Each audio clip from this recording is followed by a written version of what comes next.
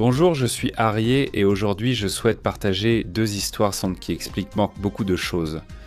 Tout d'abord l'interview, très étrange et très révélatrice, avec un agent du Mossad qui a opéré en Iran pendant la guerre des 12 jours l'année dernière.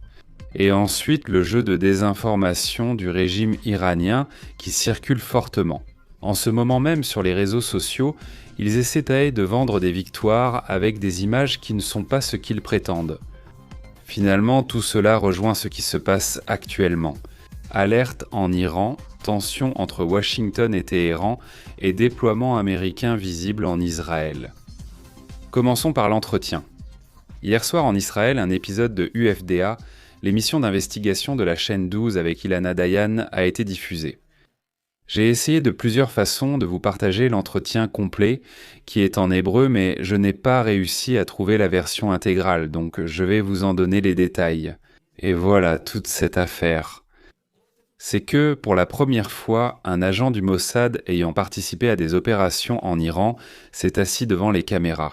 Dans la nuit du 12 au 13 juin 2025, en pleine guerre des 12 jours, on a donné à l'homme le pseudonyme d'Arash. Âgé d'environ 40 ans, il est né, a grandi et étudié en Iran et a servi dans l'armée. Et son histoire personnelle explique en partie pourquoi il a franchi une limite qui serait impensable pour beaucoup. Il raconte un épisode qui l'a marqué depuis l'enfance. Lorsqu'il avait 11 ans, une nuit, sa sœur n'est pas rentrée à la maison. La famille a fini dans un commissariat et, selon lui, sa sœur a été arrêtée et battue pour avoir enlevé son hijab. Imaginez cela à 11 ans, voir que le système peut arracher quelqu'un de sa propre maison, pour une question qui, dans toute société raisonnable, devrait relever de la liberté personnelle. Ils ont réussi à la faire sortir, mais cette cicatrice est restée avec le temps. Sa famille part s'installer en Occident. Et Arash dit quelque chose d'important. En grandissant, il comprit qu'il ne pouvait agir seul contre ce régime. Un moment très surréaliste survint alors.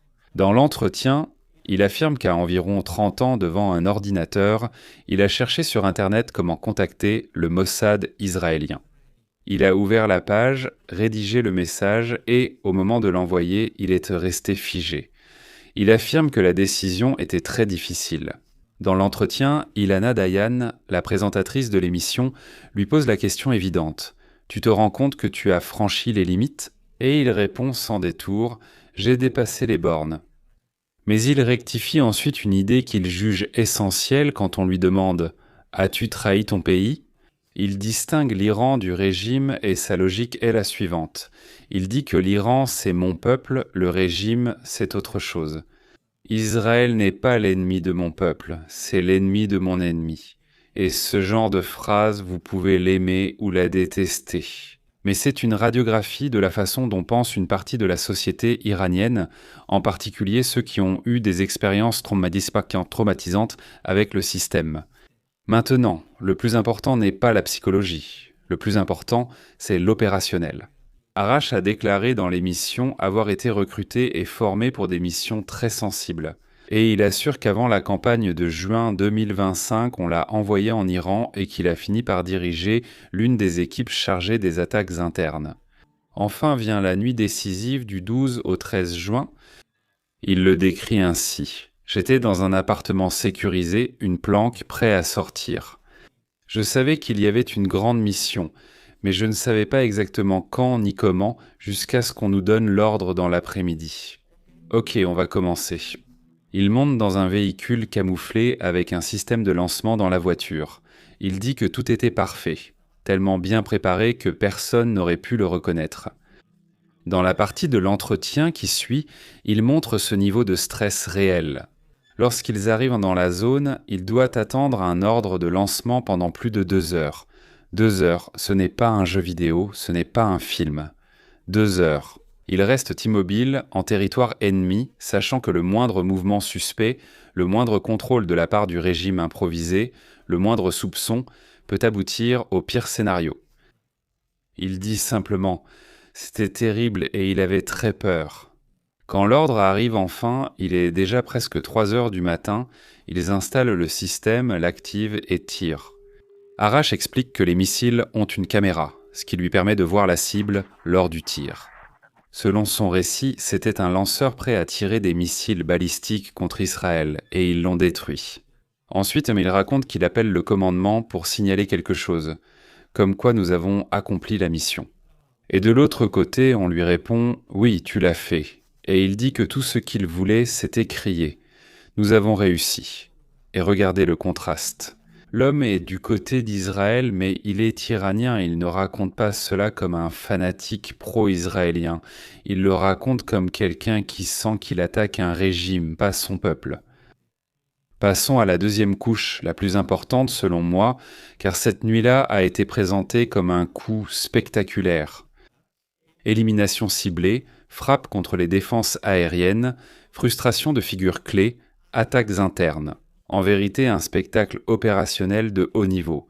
Mais quand on parle du programme nucléaire, un mot pèse lourd.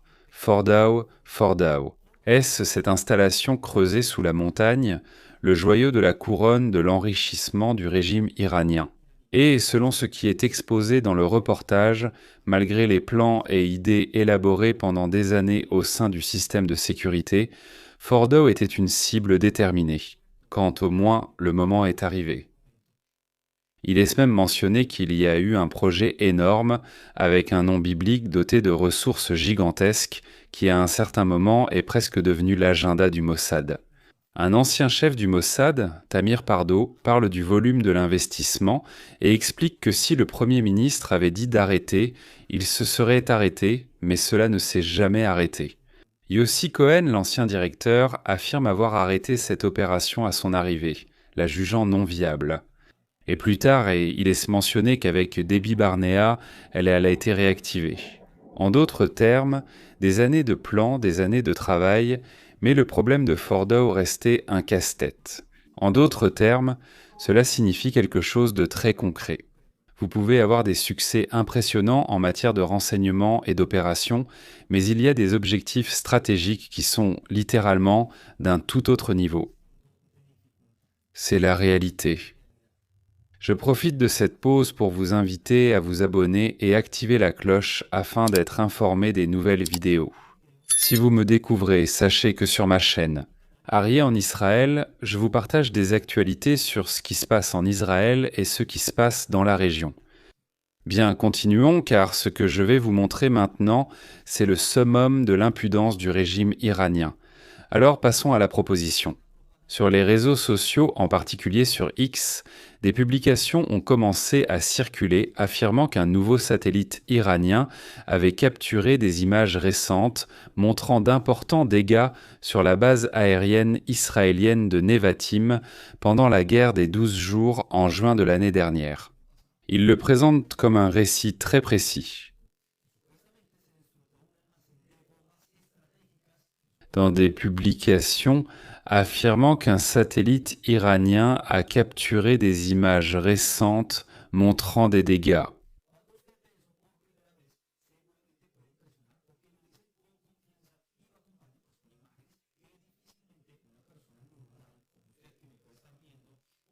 Juin, année où, lorsqu'on examine calmement et qu'on compare l'endroit, ces prétendues images de Nevatim, la célèbre base aérienne d'Israël dans le Negev, correspondent en réalité à autre chose.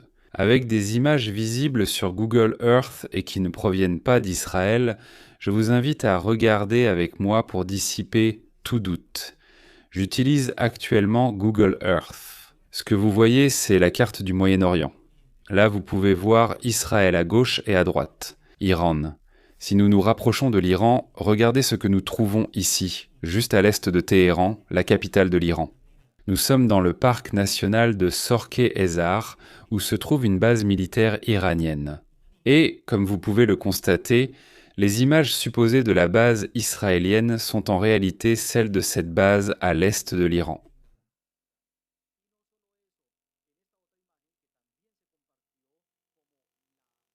Ce n'est pas tout. Sur une autre image, présentée aussi comme la base de Nebatin détruite, c'est en fait la même base iranienne, juste tournée. Si l'on retourne l'image qui a été partagée sur les réseaux, la supposée image prise par le satellite iranien, on peut clairement constater qu'il s'agit exactement des mêmes structures de la base iranienne. Alors, qu'est-ce qui s'est passé ici? C'est de la pure propagande. Ils prennent de vraies images de dégâts, mais quand il s'agit de leurs propres installations, ça ressemble à une blague. Ils les présentent comme venant d'Israël et alimentent le cycle sur les réseaux sociaux.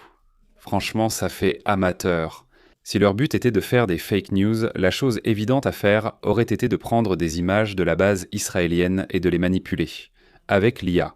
Aujourd'hui, c'est possible, mais ces génies ont trouvé plus simple de prendre leurs propres bases militaires touchées pendant la guerre et de les vendre au monde entier, comme le résultat du bras de fer iranien qui a détruit les bases israéliennes.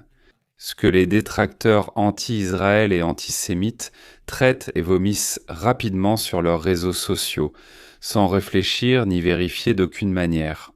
Je sais que certains seront dérangés par mes propos, car certains se réjouissent de toute nouvelle concernant Israël. Il a été détruit, mais la réalité reste la réalité et je préfère briser l'illusion avant que les gens ne s'y laissent comprendre. C'est très important en ce moment parce que l'ambiance est tellement tendue que c'est justement le terrain parfait pour la désinformation. Guerre des nerfs, anxiété, beaucoup de gens cherchent à confirmer ce qu'ils veulent déjà croire. Alors, s'il vous plaît, faites très attention à ce qui circule sur les réseaux sociaux, à ce que vous voyez et surtout vérifiez bien ce que vous partagez. Maintenant, parallèlement à ces deux histoires, dans la réalité, de grandes pièces continuent de bouger ici dans la région. En Iran, l'alerte maximale et la mobilisation des ressources sont signalées, tandis qu'aux États-Unis, la situation s'aggrave et dépasse la simple tension. Depuis le Pentagone, il a été communiqué que les négociations pour parvenir à un accord avec l'Iran se sont essentiellement effondrées, elles ont essentiellement échoué. Selon ce qu'a rapporté CBS News, les tentatives d'accélérer les discussions directes entre Washington et Téhéran n'ont pas abouti. Il précise que le chef du renseignement militaire israélien, le général de division Finder, était à Washington cette semaine pour des réunions au Pentagone, la CIA et la Maison-Blanche. Autrement dit, une coordination au plus haut niveau. Et quand ces portes s'ouvrent, c'est parce qu'on évalue des scénarios très sérieux et qu'il faut faire attention. Il ne s'agit pas d'affirmer qu'une guerre totale commencera demain, mais il faut comprendre que toutes les options restent possibles, que les choses évoluent envers un conflit direct. C'est la situation actuelle et ici en Israël on ressent ces mouvements. D'ailleurs aujourd'hui même. Un destroyer américain a accosté dans le port d'Eilat, au sud d'Israël, dans le cadre du déploiement des forces des États-Unis dans la région d'Eilat. Pour vous situer, c'est dans la mer Rouge, au sud du pays, à la frontière avec l'Égypte. Que vous voyez un destroyer américain accosté là-bas, en ce moment, ce n'est rien d'autre que pour des raisons stratégiques, de positionnement et de déploiement opérationnel des ressources. En parallèle, le chef d'état-major des FDI, le lieutenant-général Eyal Samir, évoquait un sujet parfois incompris. La victoire ne débute pas avec un missile, mais avec la logistique. Il a littéralement dit que la capacité opérationnelle de toutes les branches dépend de la direction de la technologie et de la logistique d'Israël. Il l'a qualifié de filet de sécurité nationale. Sans carburant, pièces de rechange, munitions, maintenance, transport et communication, aucune armée, même courageuse, ne tient. Et quand on entend cela dans le contexte actuel, on comprend le sous-texte. Nous nous préparons à un scénario long, à des scénarios complexes et multiples. Alors, qu'est-ce que tout cela nous laisse ? L'entretien avec Arash confirme enfin ce que l'on soupçonnait depuis des années, désormais raconté à la première personne. Actif en Iran avec une pénétration franchement impressionnante. Cette interview montre aussi des limites. En se concentrant sur Fordo, le site le plus protégé, on voit que tout n'était pas si simple ni déjà résolu. Troisièmement, le régime iranien joue fortement cette carte de la propagande numérique, utilisant même ses blessures pour en inventer en Israël. Et comme un moyen de redorer son image déjà ternie auprès de ses alliés régionaux. Et quatrièmement, La région traverse une phase où chaque mouvement, un destroyer à Eilat, des réunions à Washington, des discours, des alertes internes en Iran, tout cela ajoute beaucoup de pression. La question est, que va-t-il se passer dans un avenir immédiat, alors que nous nous préparons maintenant à entrer dans ce week-end ? Je pense que le point clé n'est pas seulement de savoir s'il y aura une attaque ou non, le point clé est de voir comment la perception évolue. Que pense l'Iran que feront les États-Unis ? Que pensent les États-Unis que fera l'Iran ? Et qu'en pense Israël ? Ce qu'il peut ou ne peut pas faire, tout seul ? Parce qu'au final, c'est lui qui est ici, seul à gérer les ennemis, à côté. Ce jeu de perception au Moyen-Orient provoque de nombreuses escalades, donc nous devons rester très attentifs dans les prochaines heures ou jours. Merci de m'avoir accompagné. Si cette analyse vous a été utile, likez, partagez, abonnez-vous pour ne rien manquer. À bientôt.